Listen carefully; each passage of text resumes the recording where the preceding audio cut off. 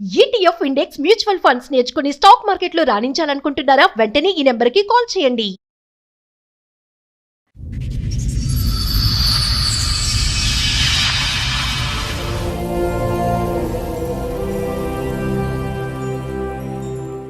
Marriage అయింది 7 years అయింది madam. దగ్గర వాళ్ళని చెప్పి చేసుకున్నాను. పుట్టింటికి వెళ్ళిపోయేటంత అయింది గొడవ. నేను లేనప్పుడు ఫోన్లో మాట్లాడింది మేడం. అదే డిలీట్ చేస్తేనే వచ్చేది. నేను ఫోన్ చేసేటప్పుడల్లా బిజీ అని వచ్చేది. నీ బిజీకో నమస్కారం బాబు. ఓ పాప పుట్టింది, నీ వల్ల పుట్టిందా ఎవరి వల్ల పుట్టింది? అవతలోడు వాళ్ళు పుట్టింది. ఆడ ఇల్లీగల్ కాంట్రాక్ట్ పెట్టుకున్న తర్వాత ఈయనతో బాబుని కన్నది, ఆయనతో పాపని కన్నది. వాళ్ళ ఆవిడ ఏమనట్లేదు. వాళ్ళ ఆవిడకి పిల్లలేరండి. ఇక్కడికి అంటున్నాడుగా పిల్లలు. ఇంట్లో ఉన్నా కూడా ఎవరు నమ్మట్లేదా? ఇంకా ఫోన్లో ఇంకా చాలా ఉన్నాయి సార్. ఆడు ఇంట్లో కంటే బీచ్ లోనే ఎక్కువ ఉన్నాడు. లా ఏదుందో దాన్ని మీరు ఫాలో అవ్వాలి. ఫ్యూచర్ 10 years తర్వాత ఇప్పుడు ఫాలో అయితే చెంపలు పగిలిపోతాయి. వైఫులను వదిలేసి ఆ భాస్కర్ లాంటి వాళ్ళు, భర్తలను వదిలేసి దేవి లాంటి వాళ్ళు, ఈ సొసైటీకి మీరంతా దరిద్రపు పర్సన్స్ కింద లెక్క. పేరేమో ఫస్ట్ తండ్రి పేరు పెట్టింది, నేను పుట్టిందేమో ఏం కంట అని ఆ పిల్ల క్వశ్చన్ చేసే రోజు వచ్చిన రోజు మీకంటే హీనమైన మనుషులు ఇంకొకళ్ళు ఉండరు. అమ్మ నాన్న తాత ఏదో చెప్పారు, ఆ కుటుంబం అంటే ఒకటి ఏడిస్తే వాళ్ళు చెప్పు తీసుకొని కొట్టాలి ఆ పిల్లని. విచ్చలవిడిగా తిరుగుతున్నాను హ్యాపీగా. ఎవరి లైఫ్ ఇక్కడ స్పాయిల్ అయింది? లాకి రెస్పెక్ట్ ఇస్తున్న వ్యక్తి లైఫ్ స్పాయిల్ అయిందా? లాని కాదనుకుని విచ్చలవిడిగా కనిపెట్టిన రోజు కనిపెట్టండి అని ఓపెన్ గా తిరుగుతున్న ఛాలెంజ్ చేస్తున్న అమ్మాయి లైఫ్ బాగుందా? ప్లీజ్ రిక్వెస్ట్ చేస్తున్నానండి గవర్నమెంట్ వాళ్ళని, దయచేసి ఫ్యామిలీ మ్యాటర్స్ లో 2 years లో క్లోజ్ అయ్యేలాగా డైరెక్షన్స్ తీసుకురండి. సుమన్ టీవీకి వెళ్తే మనకు ఏదో న్యాయం జరిగింది. కోర్టులకు వెళ్ళి వచ్చిన వాళ్ళు ఇక్కడికి వచ్చి మాట్లాడుతున్నారు. మనుషులు బతకాలి, మోరల్ వాల్యూస్ బతకాలి, వివాహ బంధం బతకాలి. నమస్తే. సుమన్ టీవీ సమర్పిస్తున్న పద్మవ్యూహం కార్యక్రమానికి స్వాగతం. మరి ఈ కార్యక్రమంలో మనతో పాటు ఉన్నారు ప్రముఖ హైకోర్టు అడ్వకేట్ రమ్యాకుల గారు. నమస్తే మేడం. నమస్తే. ప్రముఖ సైకియాట్రిస్ట్ డాక్టర్ కళ్యాణ్ చక్రవర్తి గారు. నమస్తే సార్. నమస్తే మేడం. కుమార్ గారు ఆయన సమస్య చెప్పుకోవడానికి ఇక్కడి వరకు వచ్చారు. ఆయన సమస్య ఏంటో అడిగి తెలుసుకుందాం. షూర్ అండి. హలో అండి, అలా అండి. ఎక్కడి నుంచి వస్తున్నారు? అదే అనకాపల్లి జిల్లా బుచ్చిపేట మండలం మేడం. ఓకే, చెప్పండి ఇక్కడ వరకు దేనికి వచ్చారు, ఏంటి సమస్య? సమస్య ఫ్యామిలీ సమస్య మేడం. ఓకే, మ్యారేజ్ అయింది 7 years అయింది madam. Love marriage arranged? Arrange marriage. Okay, దగ్గర వాళ్ళని చెప్పి చేసుకున్నాను. అమ్మాయి ఏమో సరిగా ఉండేది కాదు, ఇంటి దగ్గర ఉండేది కాదు. ఓకే, మీ వయసు ఎంత అప్పుడు? అప్పుడు 24 అలా ఉంటుంది మేడం. అమ్మాయిది? అమ్మాయిది ఒక 22 అలా ఉంటుంది. Okay okay. మీరేం చేస్తారు? అమ్మాయి ఏం చేస్తుంది? కంపెనీలో చేస్తాను మేడం, ప్రైవేట్ కంపెనీ. అమ్మాయి ఏమైనా వర్క్ చేస్తా? అమ్మాయి అయితే హౌస్ వైఫ్ మేడం, ఇంటి దగ్గర ఉంటుంది. పిల్లలు ఉన్నారా మీకు? ఒక బాబు పుట్టాడు మేడం. బాబు పుట్టక ముందు నుంచే వాళ్ళ ఇంటి దగ్గర వెళ్ళిపోయేది అనమాట. ఓకే. పెళ్ళైన ఎంతకాలం మీరు మంచిగా ఉన్నారు? ఎప్పుడు ఆవిడ వెళ్ళిపోయింది? 3 months వరకు బాగుంది మేడం. బాగున్నారు. 3 months తర్వాత ఏదో ఒక గొడవ పెట్టుకొని నేను బయటికి డ్యూటీకి వెళ్ళేటప్పుడు. ఓహో, మీ ఇంట్లో ఎంతమంది ఉంటారేంటి? అమ్మ నాన్న నేను. ఓకే. చేసుకున్న తర్వాత ఆవిడ పెళ్ళైన 3 months బాగుంది, తర్వాత ప్రెగ్నెన్సీ వచ్చిందా? తర్వాత వాళ్ళ పుట్టింటికి వెళ్ళిపోయింది మేడం. ఓకే. పుట్టింటికి వెళ్ళిపోయి ఓ 3 months తర్వాత మళ్ళీ నా దగ్గరికి పెద్ద మనుషులు పంచాయతీ పెట్టుకుని తెచ్చుకున్నారా? పెద్ద మనుషుల పంచాయతీ పెడితే తీసుకొచ్చాను. 3 నెలలు బాగానే ఉన్నారన్నారు కదా, ఇంతకు ఏం గొడవ మీద ఆవిడ పుట్టింటికి వెళ్ళిపోయేటంత అయింది గొడవ? గొడవ అంటే మేడం తనేమో మేము బాగానే చూసాం, 3 months బాగానే చూసుకున్నాం. నేను ఇంటి దగ్గర లేని టైంలో ఎవరికైనా ఫోన్ చేసి మాట్లాడడం. అంటే ఎవరు ఉన్నాడా? ఉన్నాడనేసి అప్పుడు అనుమానం ఉండేది నాకు. అది నిజమే అయిపోయింది ఇప్పుడు. అంటే ఎలా తెలిసింది, ఎవరనేది తెలిసిందా? నేను లేనప్పుడు ఫోన్లో మాట్లాడింది మేడం. అదే డిలీట్ చేస్తేనే వచ్చేసరికి. ఉండేటప్పుడు వచ్చేసరికి డిలీట్ చేసేది. ఒకసారి ఏమో నేను పక్కన ఉండగా ఫోన్ చేసింది. ఎవరు అడిగేసరికి కొద్దిగా దూరం వెళ్ళిపోయి నెంబర్ అది డిలీట్ చేసింది. చేసిన తర్వాత అది లేదు ఇంకా అప్పటి నుంచి నా దగ్గర ఎక్కడ దొరికిపోతున్నావు అనేసి నా దగ్గర ఉండట్లేదు అప్పటి నుంచి. బాబు పెళ్ళైనాక ఎంతకాలం ఉంది నీతో మొత్తంగా? మొత్తంగా అయితే మేడం 3 months ఒకసారి మేడం. తర్వాత ఒక ఇంకో 3 months, ఇంకో 1 month. 1 month ఉంది. ఇప్పుడు విడిపోయి ఎంతకాలం అయింది మీరు? 6 years 5 years అవుతుందా దూరంగా ఉండి? 4 years అవుతుంది మేడం. ఆ 3 years లో ఎన్ని సంవత్సరాలు కలిసి ఉన్నారు? ఎన్ని నెలలు కలిసి ఉన్నారు? నీ పెళ్ళై 7 ఏళ్ళు, విడిపోయి 4 సంవత్సరాలు, అవును మేడం. మధ్యలో 3 years అంటున్నావు. ఆన్ అండ్ ఆఫ్ ఒక 4 నెలలు చెప్పావు. ఇంకా ఎంత కాలం ఉంది? 3 months తర్వాత 1 month 1 month ఉంది. 1 month తర్వాత ప్రెగ్నెంట్ వచ్చింది. తర్వాత వచ్చిన తర్వాత ఇంకా రాలేదు. ఇంకా మన ఇంటికి రాలే. మా ఇంటికి రాలేదు. తర్వాత నా దగ్గర రాకుండా అక్కడే ఉండి ఏదో విధంగా నాతో వరగలుగా మాట్లాడడం, అంటే రోజు ఫోన్లో పోట్లాడుకున్నారు. నేను మళ్ళీ ఎప్పుడు వచ్చింది అనవసరంగా వెనక్కి? చేసుకున్నాను. మళ్ళీ ఎప్పుడు వచ్చింది ఇంటికి? అంటే బాబుకి పేరెట్టేటప్పుడు తీసుకొచ్చాం. వచ్చి ఎన్ని రోజులు ఉంది? ఒక 20 days ఉంది మేడం. తర్వాత మళ్ళీ మా అమ్మ వాళ్ళ ఇంటికి వెళ్దాం అని చెప్పి నన్ను తీసుకెళ్ళిపోయింది. నేను కూడా వెళ్ళాను మీ అత్తగారింటికి. అత్తగారింటికి వెళ్ళాను. వాళ్ళ ఇంటి దగ్గర ఒక 1 week ఉన్నాను. ఉండి వెళ్ళిపోదాం రా అంటే నేను వస్తాను, నాకు ఒంట్లో బాగోలేదని చెప్పేసి ఉండిపోయింది. మళ్ళీ అక్కడే ఉండిపోయింది. అక్కడ ఉండిపోయిన తర్వాత రమ్మంటే ఇంకా ఫోన్ మళ్ళీ చేసి రమ్మన్నా. ఎన్ని నెలలకు తెచ్చుకున్నారు? ఇంకా రాలేదు మేడం. అప్పుడు అన్ని కలిపి 4 నెలలే కదయ్యా కాపురం. ఇంకా రాలేదు మేడం. ఇంకా రాకుండా అక్కడే ఉండి మొత్తం భార్య భర్తలుగా ఎదురు బొదురు మీరు ఉన్నది 4 నెలలు మొత్తం ఈ జీవితంలో. అవును సార్. బాబు ఇప్పుడు అక్కడే ఉంటున్నాడు ఆవిడ దగ్గరే? బాబు ఆవిడ దగ్గర ఉంది. సరే, విడిపోయి 4-5 సంవత్సరాలు అవుతుంది కదా, ఏమన్నా పెద్ద మనుషులు పంచాయతీలు గానీ ఏమన్నా జరిగినాయా? పెట్టింది మేడం. ఆవిడ పెట్టిందా? ఆవిడే పెట్టింది. ఏమని కావాలి? భర్త కావాలన్నా వద్దనా? భర్త వద్దనేసి. వద్దు. సరే, నువ్వు ఏదో ఒకటి తేల్చుకోవచ్చుగా మరి. అంటే నేను వద్దనేసి డైరెక్ట్ గా చెప్పకుండా మా ఆయన నన్ను అనుమానిస్తున్నాడు. ఇలాగా నన్ను కట్నం తెమ్మని వేధిస్తున్నాడు. మా ఊర్లో స్టేషన్ ఉంది మేడం, ఆ స్టేషన్ లో కేసు పెట్టింది. అది బాబు పుట్టిన అంతా అప్పుడే మేడం ఆ టైంలో పెట్టింది. 1 year నేనే వాళ్ళ ఇంటికి వెళ్ళేవాడిని. వెళ్తే పెద్ద మనుషులు కూడా చెప్పారు, అది రావట్లేదు కదా నువ్వే వెళ్ళు అని చెప్పేసి తవ్వు పెడితే వెళ్ళాను. వెళ్తే రానిచ్చేవాళ్ళ ఇంట్లోకి? రానిచ్చేవారు మేడం. నన్ను వాళ్ళ ఇంటి దగ్గర ఉండమనేవారు, అంతేగాని ఆ అమ్మాయిని మా ఇంటికి పంపించేవారు కాదు. ఎందుకు నిన్న వాళ్ళ ఇంట్లో వెళ్ళరకం లాగా ఉండడానికి కారణం ఏంటి? ఉండమనటానికి ఆవిడకి రావడం ఇష్టం లేదు. వేరే వ్యక్తితో అంటే ఎలాగ మాట్లాడుకోవడానికి ఆటి అవుతుంది. కన్వీనియన్స్ గురించి, కంఫర్ట్ గురించి వాళ్ళ ఫ్యామిలీ మొత్తం సపోర్టింగ్ ఉంది. అల్లుడితో కాదు వేరే వాడితో మాట్లాడుకొని సపోర్ట్ చేస్తారు వాళ్ళ ఇంట్లో వాళ్ళు. అవును, అలాంటి వాళ్ళు మేడం. ఒక చిన్న పాయింట్ చెప్పు తమ్ముడు, మీ అమ్మగారికి మీ భార్యకి పడేది కాదా? మా అమ్మగారికి మా భార్యకి అస్సలు పడేది కాదు. సో వాళ్ళు ప్రొటెక్షన్ గురించి అక్కడ పడదు. ఈయనక అనుమానం అయినా వెళ్తాడు, ఇంతేగా. ఇక్కడ ఎంత జరుగుతుంది? ఏం గొడవ పడేవారు మీ అమ్మగారు ఆవిడ? ఏ విషయంలో గొడవ పడేవారు? అసలు మా అమ్మ మంచిది కాదంట, కలిసి ఉండేవదంట ఎవరిని. మీరు ఉన్నదే 4 నెలలు, ఇంకా ఆవిడ విడగొట్టింది ఎక్కడ ఉంది ఇందులో? ఈ బాబు పుట్టిన తర్వాత తగు పెట్టారు మేడం.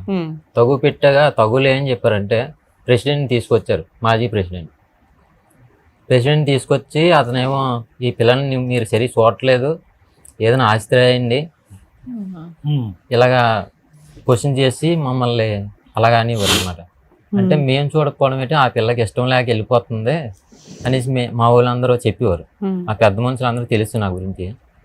చెప్తే లేదు తప్పు ఆ పిల్లదే అనేసి అయినా సరే ఎవరో నమ్మేవారు కాదు.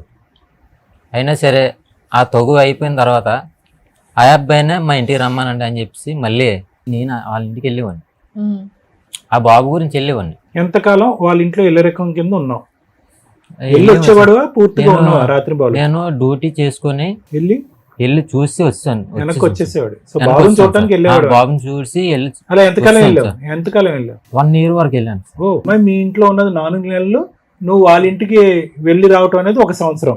1 year వరకు వెళ్ళాను సార్. ఆ 1 year తర్వాత మళ్ళీ కేసు పెట్టింది. నేను వెళ్ళిన తర్వాత కూడా ఎందుకు రాత్రి ఉండకుండా వెళ్ళిపోతున్నావునా? నేను 3 months మా నాన్నకి బాగలేదు, మా నాన్నగారికి అంటే డ్రింకింగ్ అది చేస్తుంటాడు. దానివల్ల బాగలేదంటే హాస్పిటల్ తీసుకెళ్ళడానికి కానీ 3 నెలలు వెళ్ళలేదు.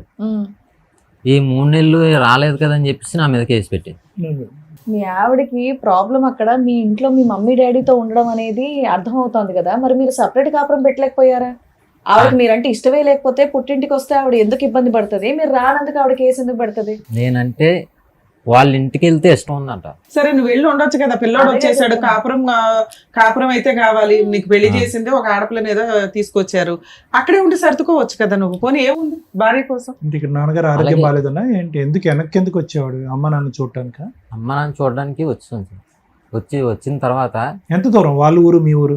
ఒక 7 కిలోమీటర్స్ ఉంటుంది సార్. 7 కిలోమీటర్లకేనా?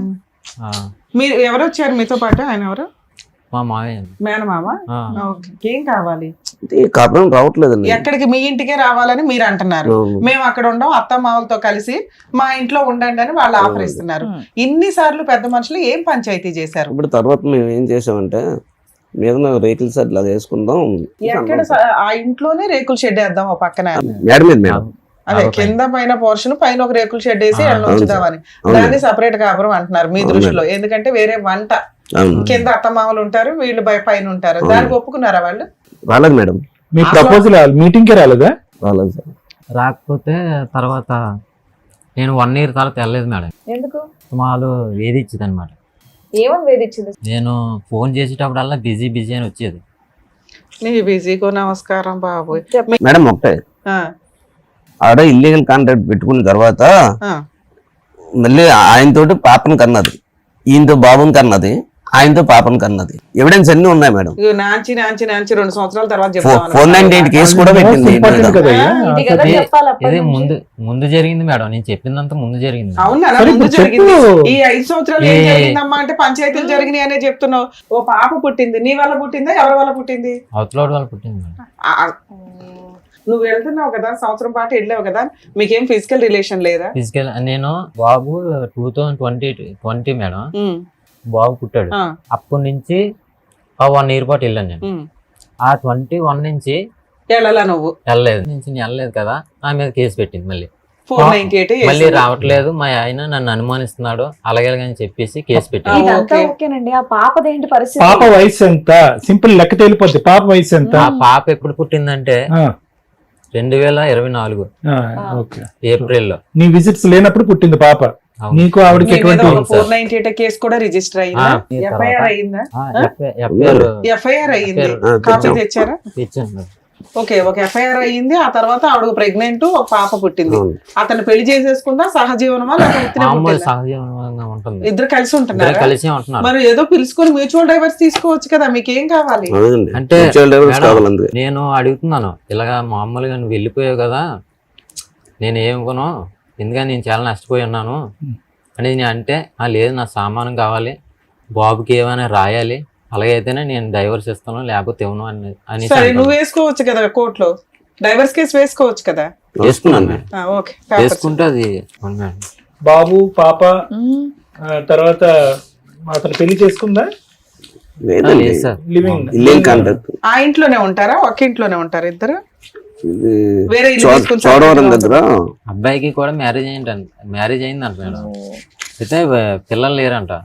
మీరు ఎవరు పెద్ద మనుషులు డైరెక్ట్ గా వాళ్ళ ఇంటికి వెళ్ళి నిలదీలేకపోయారా? ఏంటమ్మా మరి ఏమన్నారు? ఒప్పుకోవట్లేదు. అంటే ఒప్పుకోవటం కాదండి, వాళ్ళు ప్రోత్సహిస్తున్నారా? అంటే ఇంట్లో వాళ్ళు ప్రోత్సహిస్తారు. కోర్టులో కూడా ఒప్పుకోవట్లేదు మేడం. అవతలతో కలిసి ఉన్నట్టుగా ఒప్పుకోవట్లేదు. అవతలతో కలిసి ఉండేది. సెకండ్ ప్రెగ్నెన్సీ ఎలా వచ్చింది? పాప తండ్రి ఎవరు, ఏం పేరు రాశారు, ఇవన్నీ అడగాలి కదా మీరు. కోర్టులో డిఎన్ఏ పెట్టామా? డిఎన్ఏ టెస్ట్ చేసి నాకు డైవర్స్ ఇవ్వండి అనేసి మేము పెట్టాం. పాప కూడా నీ బిడ్డే అంటది ఆవిడ. అలాగే రాసి పెట్టింది సార్. దానికి ఏమైంది? డిఎన్ఏ ఒప్పందం కౌంటర్ వేసేస్తున్నారు. డిఎన్ఏ టెస్ట్ పెట్టండి, వాళ్ళు టెస్ట్ కి రావట్లేదు. నువ్వు రెడీ? నేను రెడీ చేశాను. ఆవిడ కలిసి ఉంటున్నది బైక్ వాషింగ్ చేస్తుంటాడు. చోడవరంలో చోడవరం అటు బైక్ వాషింగ్ చేస్తాను. ఏంటి ఏవో నీ దగ్గర ఆధారాలు ఉన్నాయని అంటున్నారు? ఉన్నాయి సార్. ఏంటి చెప్పండి. ఎవరు? వాళ్ళిద్దరు ఫోటోలా? ఎలా సంపాదించారు మీరు? అదే ఇన్స్టాగ్రామ్ లో పెట్టుకుంటా. ఓపెన్ గా పెట్టిందా? ఓపెన్ గా చాలా ఓపెన్ గా పెట్టి కోర్టుకు వచ్చి నాకేంటి ఈ ఫోటోలు నిజం కాదు, ఆ పిల్ల నా భర్తకే పుట్టింది అన్నది పెట్టేసింది. ఈయన వాష్ చేసుకుంటాడో లేదు కానీ కారు వాష్ చేస్తాడు వీడు. Bike washing. వాళ్ళ ఇంట్లో వాళ్ళు కూడా మాట్లాడలేదా? వాళ్ళ అమ్మ నాన్న ఇంత ఇదిగా ఉన్నా కూడా ఎవరు నమ్మట్లేదా? అంటే పెద్దల ద్వారా తేల్చుకుందాం, నా సామాన్లు నాకు ఇచ్చి బాబు పేరుని ఏదైనా రాసి డబ్బులను నా సాయిరు నాకు ఇచ్చి అని నేను విడాకులు ఇచ్చేస్తాను అంటుంది. ఇల్లీగల్ కాంట్రాక్ట్ పెట్టుకున్న తర్వాత నీకు ఎలా ఇస్తామని చెప్పి అదే, నేను అన్నాను సార్. ఇంత అన్యాయం అయిన తర్వాత మేము మళ్ళీ నష్టపరిహారం ఇస్తాం చాలా అని అన్నట్టు కేసులు మీరు పట్టుబట్టారు అంతే కదా. Yes sir. ఇంత బహిరంగంగా ఫోటోలు తీసుకుని ఇంకా ఇది ఒక్కడిది ఇతని ఫోటో మేడం, అదే మిగతా వాళ్ళందరూ ఆ హీరో. ఇంకా ఫోన్లు ఇంకా చాలా ఉన్నాయి సార్. ఆడు ఇంట్లో కంటే బీచ్ లోనే ఎక్కువ ఉన్నట్టు. ఫోన్ చూపెట్టరు తమ్ముడు. ఈ ఫోటోలన్నీ ఎక్కడ దొరికినాయి మీకు? అవన్నీ Instagram ఇన్స్టాగ్రామ్ లో. ఏంటి మళ్ళీ డైరెక్ట్ పోస్ట్ చేసుకున్నారు కూడానా? అవునండి. ఓ నాయనో. ఆవిడ ధైర్యం ఏంటండి? ఇంకో అంటే face, ఇంకో బ్లూ నేను ఆ ఫోటోలు చూసి నేను మ్యూచువల్ డైవర్స్ ఇదిగమ్మా. ఇవిడేంటి ఇచ్చేస్తాను. బుల్లెట్ కూడా నడుపుతుందా లేదంటే ఆడికి అడిగే బుల్లెట్? వాడి బుల్లెట్. వారిని అయ్యో రామా, ఇంత దారుణంగా ఉన్నా సరే నాకు కేసు తేలట్లేదు అని చెప్పి నా బాధ. చాలా అన్యాయం రా తమ్ముడు, చాలా. నేను మళ్ళీ కౌంటర్లు వేస్తుంటుంది. మళ్ళీ కౌంటర్లు వేస్తుంది, పాప డిఎన్ఏకి రావట్లేదు. అతనికి పెళ్ళైంది అన్నారు కదా, మరి వాళ్ళ ఆవిడ ఏమనట్లేదు వాళ్ళ ఆవిడకి పిల్లలేరట మేడం. అని దేనికైనా ఇక్కడికి ఒప్పేసుకుందా? అంటున్నాడుగా పిల్లలు. ఆ పిల్లలు లేకపోతే మేడం, అంతే. ఆవిడని వదిలేశారనేసి తెలిసింది. ఓ ఈవిడ చాలా బిజీ మేడం. మీరైతే ఇవిడతో డివోర్స్ తీసుకోవడానికి రెడీగా ఉన్నారు నేనైతే రెడీ మేడం. కోర్టులో రన్ అవుతుంది మేడం. అనేసి. కోర్టులో రన్ అవుతుంది. ఇన్స్టాగ్రామ్ లో వీడియోలు చేస్తున్నాడా? అబ్బా బాబా. సార్ విన్నారుగా, మీరేమంటారు? అసలు ఎక్కడ ఇది అతకనటువంటి ప్రయాణం ఎందుకు మొదలైందో మనకు అయితే తెలియదు. ఎందుకు వ్యక్తిత్వాల పరంగా చూసుకున్నా అంటే కొన్ని ఫోటోలు మీరు చూశారు, చూసిన దాన్ని బట్టి వ్యక్తి యొక్క మనస్తత్వం ఎలా ఉంటుందని కొంతవరకు ఐడెంటిఫై చేయగలం. నేను కానీ మేడం వాళ్ళు కానీ చాలా వరకు ఏంటంటే నీలో చాలా నెమ్మదైనటువంటి మనిషి, అమాయకత్వం కనిపిస్తుంది. గొడవలు పెట్టుకుని ఆర్గ్యుమెంట్లు పెట్టుకుని కోర్టులు తిరిగి పోలీస్ స్టేషన్ తిరిగేటటువంటి మనస్తత్వమే కాదు నేను. కాదండి. ఆ అమ్మాయిని చూస్తుంటే కనుక చాలా ష్రూడ్గా కనిపిస్తుంది. అంటే చాలా యాక్టివ్గా, చాలా డామినెంట్గా, దేనికన్నా నేను రెడీ అన్నట్టుగా అనిపిస్తుంది. అంటే అమ్మాయి ఎంతవరకు ఏ తప్పు చేస్తుంది అనే దాని గురించి నేను మాట్లాడట్లేదు, కానీ చాలా డైనమిజం అనేది కనిపిస్తుంది ఆ అమ్మాయిలో. ఎంత కాదనుకున్నా కూడా ఒక 5-6 years బ్యాక్ వెనక్కి వెళ్తే కనుక నువ్వు ఇంకా సన్నంగా బక్కగా ఉండుంటావు, ఇంకా అమాయకంగా ఉండుంటావు.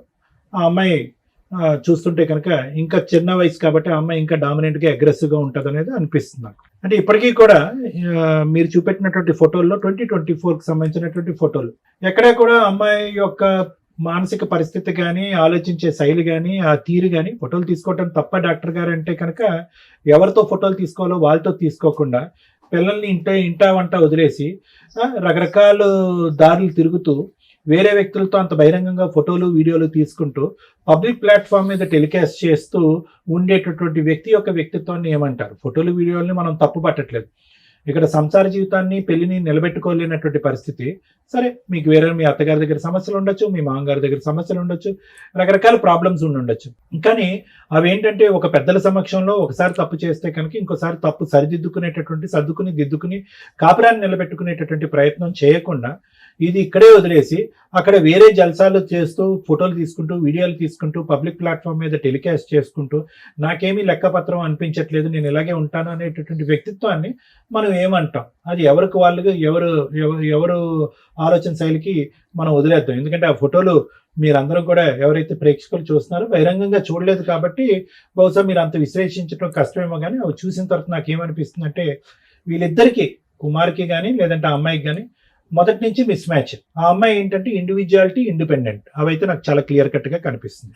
హ్యాపీగా ఉండాలి, ఫ్రీగా ఉండాలి, తనకు కావాల్సినటువంటి జల్సా జీవితాన్ని తను బ్రతకాలి. ఒక పెళ్లి అనేటటువంటి మూడు వేసినంత మాత్రాన వంటింట్లో ఉంటూ అత్తమామలు చెప్పేటటువంటి విధంగా ఉండేటటువంటి వ్యక్తిత్వం కాదు. అది తప్ప డాక్టర్ గారు అంటే కనుక అది తప్పు అని నేను అనట్లేదు. అది ఆ అమ్మాయి స్టైల్ ఆఫ్ లివింగ్. అది క్లియర్ కట్ గా ఫోటోల్లో కానీ ఏది మీ పెళ్ళి అయినటువంటి 4 years తర్వాత, ఇద్దరు పిల్లలు కన్నా తర్వాత వాళ్ళు ఆ విధంగా బహిరంగంగా ఉండటం అనేటటువంటిది ఎంత తెగింపు అనేది నా ప్రశ్న. బహిరంగంగా ఒక పక్క నుంచి ఈ బిడ్డ, ఆ బిడ్డ, అక్కడే కుమార్కి చెందినటువంటి బిడ్డలే, అతనితో కన్నటువంటి బిడ్డలు అనేటటువంటి వ్యక్తి కోర్టు వరకు వచ్చి ఈ బిడ్డల్లో మీ పాప కూడా అతని పాపే అన్నట్టుగా వాదించినటువంటి ఒక వ్యక్తి ఈరోజు పబ్లిక్ గా ఆ విధంగా పిక్చర్స్ రిలీజ్ చేస్తూ కూడా ఇంకో విధంగా వాదిస్తుంది అంటే కనుక ఆ అమ్మాయి యొక్క ఆలోచన శైలి ఏంటి అనేది మనకు ఎక్కడ పోతాం. కానీ ఏంటంటే ఆ అమ్మాయికి ఎక్కడ కూడా పెళ్లి కంటే ఇక్కడికి వచ్చింది కానీ ఇక్కడ ఉండేటటువంటి ఉద్దేశం లేదు. ఎందుకంటే వ్యక్తిత్వంగా మీరు నచ్చలేదా, లేదంటే మీ ఇంటిల్లపాది నచ్చలేదా, లేదంటే మీ ఇంటి వాతావరణం నచ్చలేదు అనేది నాకు తెలియదు. 7 kilometers దూరంలో ఉన్న తన పుట్టిల్లు అలవాటైంది అమ్మాయికి చిన్నప్పటి నుంచి. అది పెంపకం లోపం అనొచ్చా, లేదంటే బాగా లాడి చేసి పెంచారా, అల్లారు ముద్దుగా పెంచారా, ఆ అమ్మాయి తప్పులు చేస్తున్నా తప్పులు క్షమించేస్తూ నువ్వు ఇలా ఉండొచ్చు అనేటటువంటి విధంగా పెంచారనేది మనకు తెలియదు, కానీ ఎక్కడో చోట పెంపకం లోపం అనేది కనిపిస్తుంది.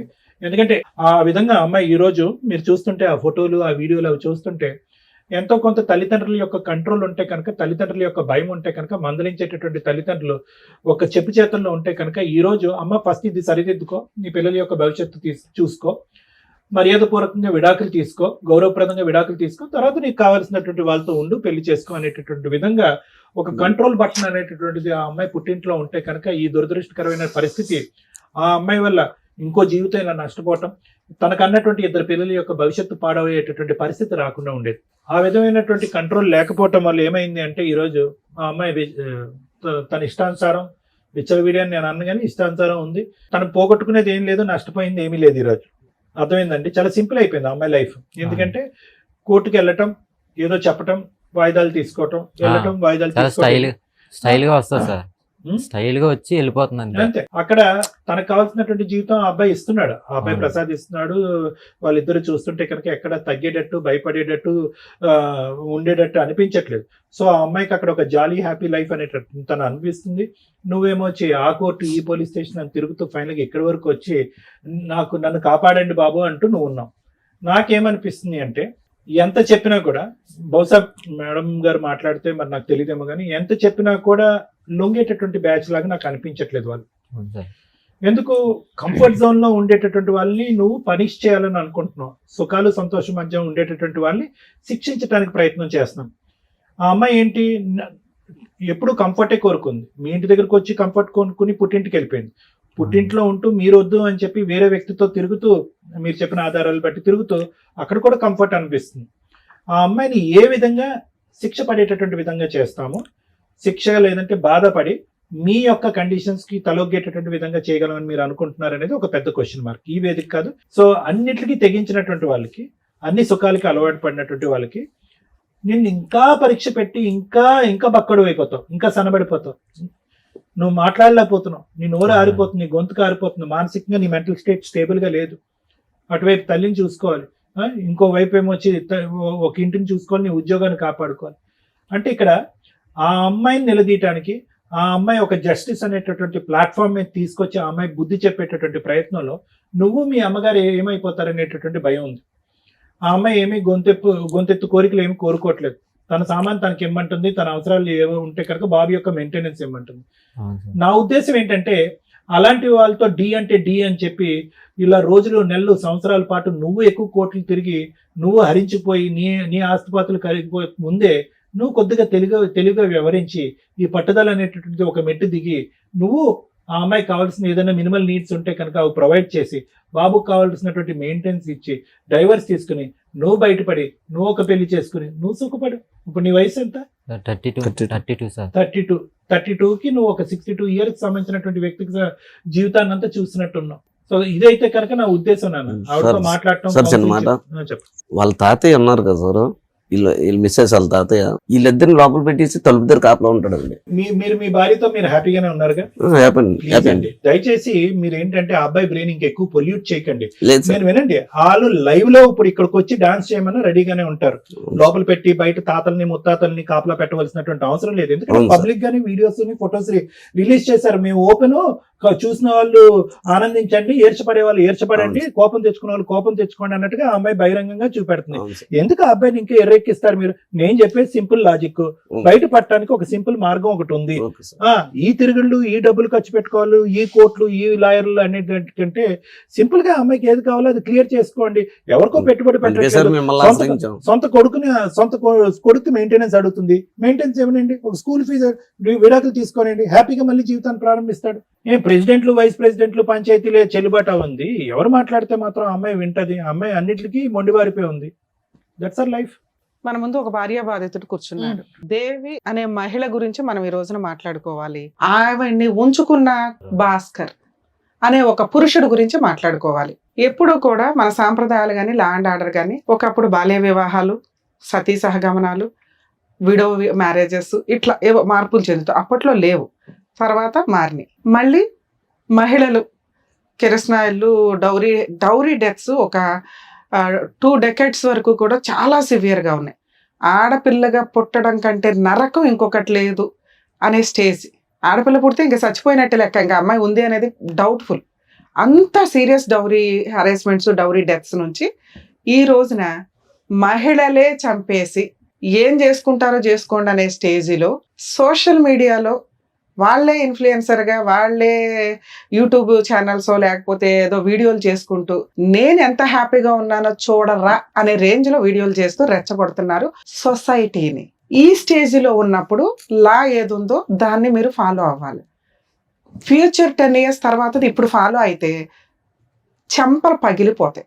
10 years ఆగండి మీరు ముసలోళ్ళు అయ్యేదాకా, అప్పుడు మీరు అనుకునే స్వేచ్ఛా జీవితాలు వస్తాయి. ఈ రోజు లా ఏంటి? మీరు అక్రమ సంబంధాలు పెట్టుకోవాలంటే మాకు ఫ్రీడమ్ ఉంది, మేము ఎవరితోనన్నా తిరుగుతాం, దేనితోనన్నా తిరుగుతాం. వైఫులను వదిలేసి ఆ భాస్కర్ లాంటి వాళ్ళు, భర్తలను వదిలేసి ఏం పేరయ్యా పేరు అనాలన్నా కూడా కష్టంగానే ఉంది. ఆ దేవి లాంటి వాళ్ళు. ఈ సొసైటీకి మీరంతా దరిద్రపు పర్సన్స్ కింద లెక్క. అదేంటి మేడం వ్యక్తిగత స్వేచ్ఛను మీరెవరు పాయింట్అవుట్ చేయడానికి? అంటే ల్యాండ్ ఆర్డర్ ఒకటి ఏడ్చింది కదా. ల్యాండ్ ఆర్డర్ ఉన్నప్పుడు ఈ జనరేషన్లో మనకి లా ఏం చెప్తుందో దాన్ని ఫాలో అయ్యి ధైర్యంగా బయటకు వచ్చి మీరు వీడియోలో చేసుకొస్తారో, పెళ్ళిళ్ళే చేసుకుంటారో, పేరెంటాల్లో చేసుకుంటారో, పిల్లల్నే కంటారో ఆలోచించండి. ఈ టైంలో మీరు లాకి రెస్పెక్ట్ ఇవ్వకుండా మీరు ఏం చేసుకుంటారో చేసుకోండి అని విచ్చలవిడిగా ఎవరినో పెళ్లి చేసుకోనో లేకపోతే సహజీవనం అని లైసెన్స్ ఇచ్చేసింది కాబట్టి పిల్లల్ని కనేసి ఆ పిల్లల్ని తీసుకొచ్చి సొసైటీలో ఏమని చెప్తారు? రేపటి రోజున వాళ్ళు ఎలా పెరుగుతారో తెలుసా? వాళ్ళ ఆలోచన విధానాలు ఎలా ఉంటాయో తెలుసా? కరెక్ట్ తల్లిదండ్రులు లేక తల్లి ఎవరితో తిరుగుతుంటే ఆయన నాన్న అని పిలవాలో లేదో వాళ్ళకి పూర్తిగా తెలియదు. చిన్నపిల్లలు కాబట్టి పిలుచుకుంటూ వెళ్తారు. ఒక ఏజ్లో వాళ్ళకి తెలుస్తుంది అతను సొంత తండ్రి కాదు అని పిల్లడికి తెలుస్తుంది. మా అమ్మకి విడాకులు అవ్వకుండానే పేరేమో ఫస్ట్ తండ్రి పేరు పెట్టింది, నేను పుట్టిందేమో ఏనికంట అని ఆ పిల్ల క్వశ్చన్ చేసే రోజు వచ్చిన రోజు మీకంటే హీనమైన మనుషులు ఇంకొకళ్ళు ఉండరు. కరెక్ట్ జనాలు ఉన్నారో లేదో నాకు తెలియదు. అమ్మ నాన్న తాత ఏదో చెప్పారు, ఆ కుటుంబం అంటే ఒకటి ఏడిస్తే వాళ్ళు చెప్పు తీసుకొని కొట్టాలి ఆ పిల్లని. నాన్న మనం సొసైటీలో తలెత్తుకొని తిరగాలి, అతను వేస్ట్ ఫెలో నీ భర్త, రూపాయి కూడా పెట్టడు, మీ అత్త మామ గయ్యాళి గంపలో, ఇట్లాంటి వాళ్ళు మనకొద్దు విడాకులు ఇచ్చేద్దాం అని ఇచ్చేసి నువ్వు ఏదైనా చేసుకొని ఉంటే ఈ రోజు నీ తరపున నీ పిల్లోడు తరపున మాట్లాడడానికి ఉండేది. ఇలా ఉన్న అమ్మాయిలు ఆలోచించుకోండి, మిమ్మల్ని చాలా దారుణంగా అసహించుకోవచ్చు, డౌటే లేదు. ఎవరన్నా అసహించుకుంటారు. అలాంటి క్యారెక్టర్స్ తోటి మీరు హ్యాపీగా బతికాము అనుకుంటే ఈ రోజున మాతో పాటు మా వ్యూవర్స్ అందరూ మిమ్మల్ని చూశారు, ఇలాంటిదా ఈ అమ్మాయి, ఇలాంటి కూడా అబ్బాయి అనుకుంటారు. నెక్స్ట్ ఇందులో ఇంకా మహాతల్లులు ఉంటారు, కాంపెన్సేషన్ ఈ రేంజ్లో అడుగుతూ ఉంటారు. మీరు ఇంకా వరస్ట్ తల్లి, చేసేదేమో పనులు, అడిగే కాంపెన్సేషన్ ఓ రేంజ్లో ఉంటాయి. లా అండ్ ఆర్డర్ నిజంగా ఎవరైనా సర్వే చేస్తూ ఉంటే ఒకసారి మేము ఈ ఎపిసోడ్లు చేసేటప్పుడు వీళ్ళందరి దగ్గర అఫిడవిట్స్ తీసుకుంటూ ఉంటామండి. మా ఛానల్స్ని కాంటాక్ట్ అయ్యి ఎంతమంది ఇట్లా సఫర్ అవుతున్నారో మీరు రిపోర్ట్ తీసుకున్నా కూడా దెబ్బకి లా అండ్ ఆర్డర్లో చేంజెస్ వచ్చేస్తాయి. ఇవన్నీ రియల్ కేసుల్లో, సరే ఫేక్ కేసుల్లో మీరు ఏదనుకున్నా కూడా, ఎందుకంటే పాపం వీళ్ళందరూ మళ్ళీ సఫర్ అవ్వకూడదు బయటికి వెళ్ళి. ఇవి నిజాలు అని మేము ఎవిడెన్స్తో ఇస్తే చట్టాలు మార్చాల్సిన పరిస్థితి వస్తుంది. ఎందుకంటే ఇవన్నీ దగ్గర 12 years నుంచి ఇట్లాంటి ఎపిసోడ్లు చేస్తున్నాం. వరస్ట్ దిగజారుతున్నాయి. మీరు అబ్జర్వ్ చేస్తున్నారా? మోరల్ వాల్యూస్ లేవు, కుటుంబ తగాదాలు లేవు, అక్రమ సంబంధాలు డామినేషన్. పూర్తిగా సుప్రీంకోర్టు ఎప్పుడైతే ఆ చట్టం తీసేసిందో, ఆ యాక్ట్ తీసేసిందో, ఆ సెక్షన్ తీసి పడేసిందో, విచ్చలవిడిగా డైవర్స్ రాకుండా, డైవర్స్ వచ్చి మీరు సెకండ్ పెళ్లిళ్ళు చేసుకోండి ఎవరు మాట్లాడడం, ఈ జనరేషన్లో దానికి లైసెన్స్ ఉంది. వితౌట్ డైవర్స్ కోర్టులో పిటిషన్లు వేసుకొని ఆదర్శ దంపతుల్లాగా వీడియోలు చేసుకుంటూ పోతుంటే వాళ్ళని ఎగ్జాంపుల్గా తీసుకుని ఇంకా పావలా బ్యాచ్, వాళ్ళని ఎగ్జాంపుల్గా తీసుకుని 5 పైసలు బ్యాచ్, ఇంతే. ఇక ఎవరికి చెప్పాలా? సో ఇప్పుడు సీరియస్గా లా అండ్ ఆర్డర్ ఎక్స్పర్ట్స్ ఎవరైతే ఉంటారో ఆ న్యాయ కోవిధులందరూ కాస్త మా ఎపిసోడ్లు చూసి ఒక డెసిషన్ తీసుకోండి. ఎక్స్ట్రా మ్యారిటల్ అఫైర్స్, అడల్టరీ ఉన్న సెక్షన్స్కి పనిష్మెంట్ ఇస్తే ఇవి కొంచెం సీక్రెట్గా కంట్రోల్ అవుతాయి. లేదా ఫ్రీగా డైవర్స్ ఇచ్చి పడేయండి. ముందు డైవర్స్ ఇవ్వండి. ఎందుకంటే లా అంటే మాకు రెస్పెక్ట్ లేదనే అంత విచ్చలవిడితనం జనాల్లో రాకూడదు. లా అంటే ఒక రెస్పెక్ట్, ఒక భయం ఉండాలి. ఏమీ చేయదు కోర్టు. ఈ అబ్బాయి ఇప్పుడు ఏం మాట్లాడుతున్నాడు? మేడం నేను న్యాయం కోసం వెళ్తే నాకు 5 ఏళ్ళు అవుతుంది, నేను ఎక్కడ ఇది అవ్వాలా? ఆ అమ్మాయి ఏం చేస్తుంది? నన్ను ఏం చేస్తారు? వస్తే డైవర్స్ వస్తాయి, ఓ రూపాయి రాదేమో, 5 ఏళ్ళు అవతల వ్యక్తి సఫర్ అవుతాడుగా. నాకైతే ఇంకొకటి దొరికాడు, ఓ పిల్లని కనీసా విచ్చలవిడిగా తిరుగుతున్నాను హ్యాపీగా. ఎవరి లైఫ్ ఇక్కడ స్పాయిల్ అయింది? లాకి రెస్పెక్ట్ ఇస్తున్న వ్యక్తి లైఫ్ స్పాయిల్ అయిందా? లాని కాదనుకుని విచ్చలవిడిగా కనిపెట్టిన రోజు కనిపెట్టండి అని ఓపెన్ గా తిరుగుతున్న ఛాలెంజ్ చేస్తున్న అమ్మాయి లైఫ్ బాగుందా? ఇవి ఎగ్జాంపుల్ గా తీసుకుంటే రేపు రోజులు అందరూ దాన్నే ఫాలో అవుతారుగా. ప్లీజ్ రిక్వెస్ట్ చేస్తున్నానండి గవర్నమెంట్ వాళ్ళని, దయచేసి ఫ్యామిలీ మ్యాటర్స్ లో 2 years లో క్లోజ్ అయ్యేలాగా డైరెక్షన్స్ తీసుకురండి. ఇలా అన్ని ఈ ఛానల్స్ లో మేము ఇక్కడ కూర్చొని ప్రతి ఎపిసోడ్ లో చేసుకుంటూ ఫ్రీ సర్వీసులు చేసుకుంటూ మేము వెళ్తున్నాం. లీగల్ సెల్ అథారిటీ ఉంది, లోక్ అదాలత్ ఉంది, వాళ్ళ రిపోర్ట్లన్నా తీసుకోండి. ఈ రోజు మేము ముగ్గురు ఇక్కడ కనిపిస్తున్నాం, ఒక ఛానల్ డైరెక్ట్ గా కనిపిస్తుంది వాళ్ళకి. సుమన్ టీవీకి వెళ్తే మనకి ఏదో న్యాయం జరిగిద్ది. కోర్టులకు వెళ్ళి వచ్చిన వాళ్ళు ఇక్కడికి వచ్చి మాట్లాడుతున్నారు. కోర్టు కదా ఫైనల్, మేము కనీసం సెటిల్మెంట్ చేసి పంపించగలుగుతాం. ఈ చేంజెస్ రాకపోతే ఇలాంటి క్రైమ్ పర్సంటేజ్ మనం వినుకుంటూ తలలు నరికేసి, కాల్ చేసి, మొక్కలు చేసి ఫ్రిడ్జుల్లో పెట్టి, బ్లూ డ్రమ్ముల్లో పెట్టి ఈ దరిద్రాలు చూసి ఆహా ఓహో అని కొన్ని రోజులకి అది కూడా అలవాటు అయిపోతుంది. మనుషులు బతకాలి, మోరల్ వాల్యూస్ బతకాలి, వివాహ బంధం బతకాలి. పోనీ వీళ్ళు ఏమైనా ఖాళీగా ఏడుస్తారా? మళ్ళీ ఇంకో పెళ్లిళ్ళు చేసుకుంటారు. అప్పుడు పెళ్లిళ్ళు ఎందుకు? తిరగండి మీ ఇష్టం వచ్చినట్టు. ఆ పిల్లలు పుట్టే వాళ్ళకి ఏదో కొత్త చట్టాలు తీసుకొచ్చి కనీసం లాకి రెస్పెక్ట్. ఎందుకంటే ఒక అడ్వకేట్గా నేను లా గురించి బాధపడాలా? లా రెస్పెక్ట్ ఇవ్వకపోతే నాకు చాలా కష్టం అవుతుంది. ఆ అమ్మాయి రెస్పెక్ట్ ఇవ్వాల. రెస్పెక్ట్ ఇచ్చిన అబ్బాయి ఇక్కడ కూర్చొని బాధపడుతున్నాడు, నాకు న్యాయం ఎక్కడ జరిగిద్ది అని. ఇక మీ కేసు విషయానికి వస్తే నాన్న, ఇది నేను ఇప్పుడు మాట్లాడింది జనరల్ టాపిక్. నిజంగా బాధేస్తుంది మాకు. లాకి రెస్పెక్ట్ ఇచ్చిన వ్యక్తి బాధపడుతున్నాడు. ఇక్కడ తెగిచ్చేసిన మనిషి ఏం చేయలేరు, ఎందుకంటే లేడీస్ని ఏం చేయలేము ఈ రోజున. ఆ 2 కేసులు నీకు డైవర్స్ వస్తాయి కన్ఫర్మ్, డౌట్ లేదు. 498 నువ్వు గెలుస్తావు ఇప్పటికి ఓ 3 yearsకి. అలానే నువ్వు ఇప్పుడు సెకండ్ మ్యారేజ్ చేసుకున్నావు అనుకో, మళ్ళీ ఏదో పనికి మళ్ళీ కేసు ఫైల్ చేస్తావు. అవునా? ఇక్కడ లా ఏముంది అనేది ఫస్ట్ మీరు తెలుసుకోండి. ఆ అమ్మాయి ఎంత మిస్టేక్తో పాటు క్యారెక్టర్ లెస్. నేను అసలు మాట్లాడట్లే అమ్మాయి గురించి, అదే ఎంతసేపు మాట్లాడా. అలాంటి వేస్ట్ ఫెలోస్ గురించి ఎంత తక్కువ మాట్లాడుకుంటే అంత బెటర్. కానీ నాకు బాధ వేస్తుంది, మాట్లాడతాను. కనీసం రియలైజ్ అవుతారేమని. అమ్మ మహాతల్లులు, మీకు ఎవరన్నా లవర్స్ ఉంటే ముందే ఏడవండి మీ ఇంట్లో, వేరే అబ్బాయిల గొంతు కొయ్యొద్దు. 2, ఒకసారి పెళ్లి చేసుకున్నాక భర్తే సర్వస్వం అనుకోండి. అత్తమామలతో ఏమైనా తగాదాలు ఉంటే ఓపెన్గా పెద్ద మనుషులు పంచాయతీలు పెట్టుకొని ప్రాబ్లమ్ సాల్వ్ చేసుకోవడానికి చూసుకోండి. ఎవ్వరికి తగాదాలు లేకుండా కుటుంబాలు దాటడం కుదరదు. రిలేషన్సే అలాంటివి. కొత్తగా ఒక 20 ఏళ్ళు ఒక ఇంట్లో ఉండి ఇంకో ఇంట్లోకి వెళ్ళినప్పుడు మన ఆలోచనలు వేరు, మన అలవాట్లు వేరు, వాళ్ళు వేరు. అలాగే ఒక కొత్త అమ్మాయిని యాక్సెప్ట్ చేయడం అంటే వాళ్ళకి కొంత ఇదిగా ఉంటుంది. ఇవి కొంచెం టైం పడుతుంది. మీరు ఆ ఇంటికి లీడర్ అవ్వడానికి, లేదా వదిలిపడేయండి. మీరు కష్టపడి సంపాదించుకోవడం అనేది మీకు గౌరవంతో కూడిన పని, గర్వంతో కూడిన పని, క్యారెక్టర్ పని. మీరు క్యారెక్టర్తో ఉంటే అది మీకు పొగరుతో సమానం. సంపాదించుకోవడం, క్యారెక్టర్తో ఉండడం అనేది ఒక స్త్రీకి ఆభరణాల కింద లెక్క. అవి ఉంటే చాలు. నువ్వు సంపాదించుకో, నీ క్యారెక్టర్తో నువ్వు ఉన్న రోజు నిన్ను ఒక దేవతలా పూజిస్తారు. పూజించకపోయిన పర్ల, నువ్వు తలెత్తుకొని పొగ్గరగా సొసైటీలో తిరగగలుగుతావు. అవి దొబ్బుతున్నాయి ఈ రోజున, లేవు. ఎవరితో మాట్లాడగలం మేము? లీగల్ ప్రాసెస్లో ఆ అమ్మాయి లాంటి వాళ్ళకి ఏం చెప్తున్నాను, మీలాంటి వాళ్ళకి చెప్తున్నా. ఒక అమ్మాయిని పెళ్లి చేసుకున్నావు, డే 1 నుంచి నీకు అనుమానం. ఎందుకు అనుమానం అంటే నిజంగానే అమ్మాయి ఫోన్లో మాట్లాడింది, ఓకే. అయినా నువ్వు యాక్సెప్ట్ చేసి ఒక పిల్లాడిని కన్నావు. నిన్ను నమ్ముకొని ఓ పిల్లాడు సొసైటీలోకి వచ్చేసాడు. తప్పు నువ్వు చేసావు, ఎవరినో తగులుకొని వెళ్ళిపోయావు. నువ్వు మెయింటెనెన్స్ ఇవ్వవు, ఏం చేసుకుంటావో చేసుకొని తెగిచ్చేసావు. అప్పుడు ఆ అమ్మాయి కామన్గా ఏం చేస్తుంది? భర్త నువ్వే కావాలని మీ ఇంటి ముందు నిరాహార దీక్ష చేయడము, వాళ్ళకి మహిళా సంఘాలు ఏవో ఉంటే, లేదా లా అండ్ ఆర్డర్ కొంచెం 4 కేసులు వేసుకోవడానికి ఉంది. తిరిగి మహిళలు మెయింటెనెన్స్ వసూలు చేసుకోవడానికి 2-3 years పడుతుంది. ఆ ఇచ్చే పావలా మెయింటెనెన్స్లకు ఈ లోపల లాయర్ ఫీజులు, మెంటల్ టెన్షన్, కోర్టు చుట్టూ తిరగడం. అందుకే అంటున్నా, మీరే సంపాదించుకోండి. ఈ ముష్టిల కోసం తిరగొద్దు, డిప్రెషన్ వచ్చేస్తుంది. కూలి పని చేసుకుని ఇంట్లో ఎవరి పనులు చేసుకున్నా కానీ 10-15 వేలు వస్తాయి. 2, పిల్లల హక్కు ఒకటి ఉంటుంది ఇక్కడ నువ్వేం మాట్లాడుతున్నావంటే ఆ అమ్మాయి తప్పు చేసింది, ఆ అమ్మాయి క్యారెక్టర్ లెస్, ఆ అమ్మాయి ఒకరిని తగులుకొని వెళ్ళిపోయింది. ఆ అమ్మాయి 2022లో నా మీద 498 కేసు వేస్తే నేను కలిసి లేను. ఎవిడెన్స్, అది ఫస్ట్ ఎవిడెన్స్. మీ మీద 22లో 498 మీ ఫ్యామిలీ మెంబర్స్ మీద కేసు నడుస్తుండగా మీరిద్దరూ కలిసి ఉన్నారనేది ఎక్కడ ఎవిడెన్స్ లేదు. వాళ్ళు వేసిన కౌంటర్లో మీరు డైవర్స్ కేసు ఆ అమ్మాయిని రెస్పాండెంట్ 1, రెస్పాండెంట్ 2 అని అబ్బాయిని పెట్టి వేశారు.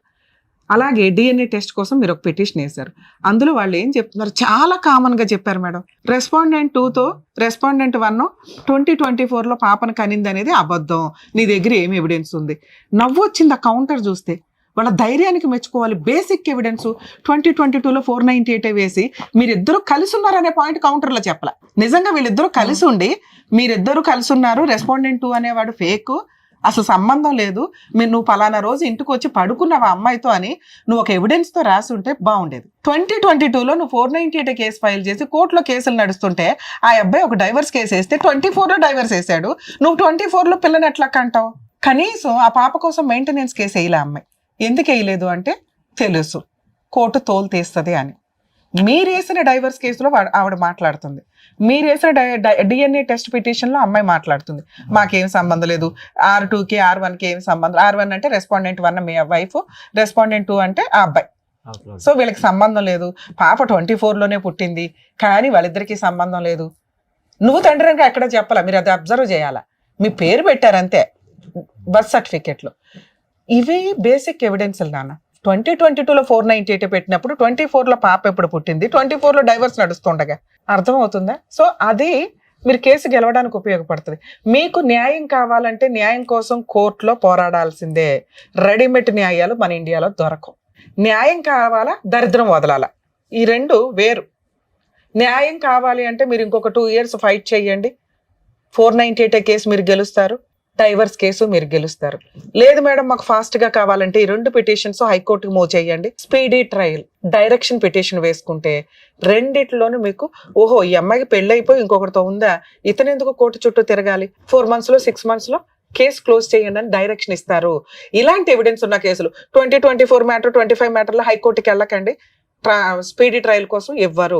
మినిమం 2 to 3 years పెండింగ్ ఉన్న కేసుల్లో లేదా ఇలాంటి ఎవిడెన్స్ ప్రాపర్ కుప్పలు తెప్పలు ఉన్నాయి పిల్లడి దగ్గర, అలాంటి కేసుల్లో హైకోర్టు స్పీడీ ట్రయల్ ఆర్డర్ ఇస్తుంది. అంటే దానికి కొంచెం ఖర్చు అవుతుంది. ఎంత చిన్న లాయర్ని పెట్టుకున్న హైకోర్టులో మీకు అదొక ఫీజు. 2, తప్పు చేసింది అమ్మాయి. అర్థమవుతుందా? మీ బాబు కాదు. బాబుని పోషించటం అమ్మాయికి ఎంత బాధ్యత ఉందో మీకు అంతే బాధ్యత ఉంది. వాడు మేజర్ అయ్యేదాకా మెయింటెనెన్స్ ఇవ్వాలి. ఆ అమ్మాయి అడగలేదు ఇప్పటిదాకా, ఎటువంటి పిటిషన్ వేయలే. ఇంటీరియర్ మెయింటెనెన్స్ కోసం వేసిందా? బాబుకి మిమ్మల్ని అడుగుతుంది అవునా, ఎవ్రీ మంత్ పేమెంట్లు చేయమని. ఇలాంటి పాపకి కూడా 5,000 ఇమ్మని రాసింది, పిటిషన్ వేయలే. కౌంటర్ వేరు నాన్న. కౌంటర్ అంటే సమాధానం. కౌంటర్ లో అడిగినంత మాత్రం, కౌంటర్ లో సమాధానం వేసినంత మాత్రం కోర్టు ఆర్డర్ ఇవ్వదు. అర్థమవుతుందా? దానికి ఒక రిలీఫ్ కోసం పిటిషన్ వేయాలి.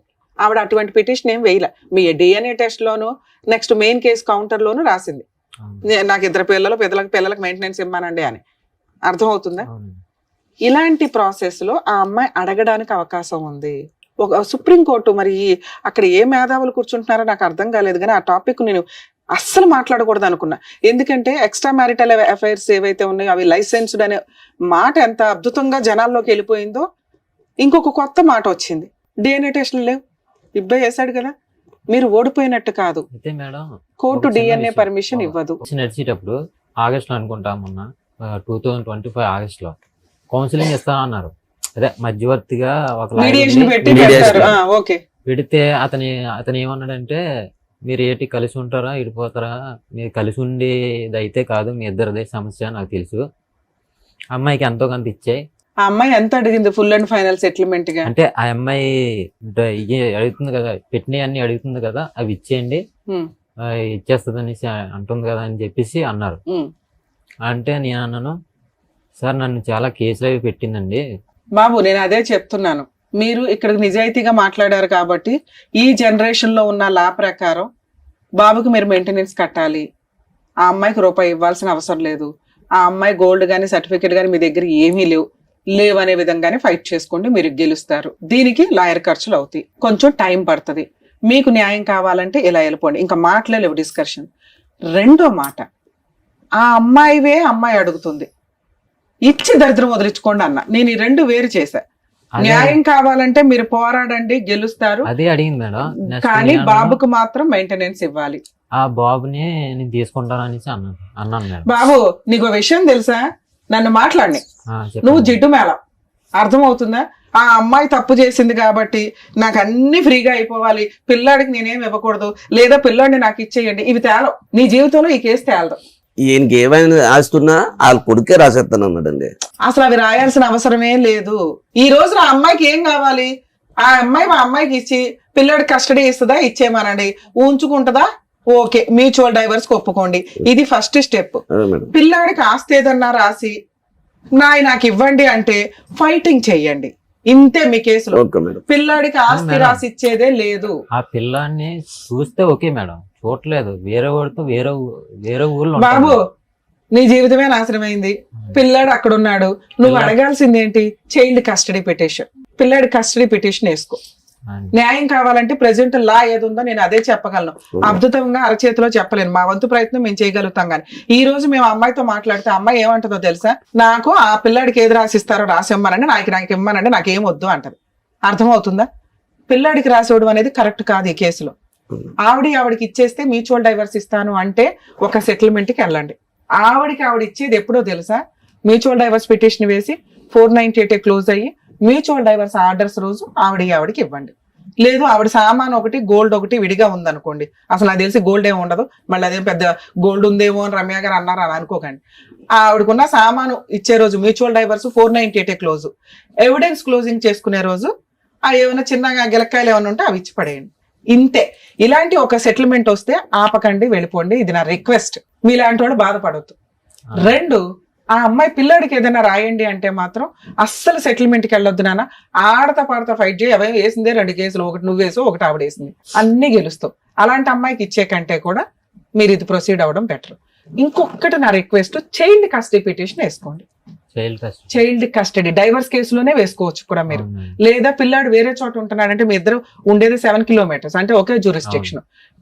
అందులో చైల్డ్ కస్టడీ పిటిషన్ ఒకటి వేస్తే పిల్లాడి కస్టడీ విజిటేషన్ రైట్స్ మీకు ఇవ్వడం స్టార్ట్ అవుతుంది. ఎప్పుడైతే విజిటేషన్ రైట్ స్టార్ట్ అవుతుందో ఖచ్చితంగా అమ్మాయి ఇప్పుడు మనం అన్న ఫిగర్ దగ్గర సెటిల్మెంట్కి వస్తుంది. ఏమి ఇవ్వకుండా డైవర్స్ అవ్వు. ఆ దరిద్రం ఏదో వాళ్ళకి ఇచ్చేసి ఫ్రీగా వదిలించుకోవడానికి చూడండి. పిల్లాడి కస్టడీ తీసుకోవడానికి చూడండి. మేడం ఈ కేసులో ఇది బెటర్ అని నా ఉద్దేశం. అమ్మ మహాతల్లి, నువ్వు ఆ ఎపిసోడ్ చూస్తే ఇప్పటికే బోడంత పాపం మూట కట్టుకున్నారు. దయచేసి మీవేమో మీరు తీసుకొని ఆ పిల్లాడి కస్టడీ అబ్బాయికి ఇచ్చేసి మ్యూచువల్ డైవర్స్ తీసుకోండి. లేదా పిల్లాడి కస్టడీ నువ్వు ఉంచుకో, నీ గిలక్కాయలేమో నీకు ఇస్తారు. కాంపెన్సేషన్ ఉండదు. పిల్లాడికి ఎటువంటి మెయింటెనెన్స్ లో ఆస్తులు రాసి ఇవ్వడాలో ఉండవు. నచ్చితే ఈ సెటిల్మెంట్ చేసుకో, లేదా మేమేమన్నా హెల్ప్ చేయాల్సి వస్తే లీగల్ గా దిగాల్సి వస్తుంది. Madam thank you madam. అదండి కుమార్ గారు. సో చాలా డీటెయిల్డ్ గా మీరు ఏం చేయాలనేది చాలా క్లియర్ గా చెప్పారు. మీరు అలా కనుక చేస్తే మీ కన్ఫ్యూజన్ అనేది పోతుంది ఫస్ట్. ఓకేనా? థ్యాంక్ యూ అండి. మంచిది. Thank you so much sir. Thank you so much madam. మరో కథతో మళ్ళీ కలుద్దాం.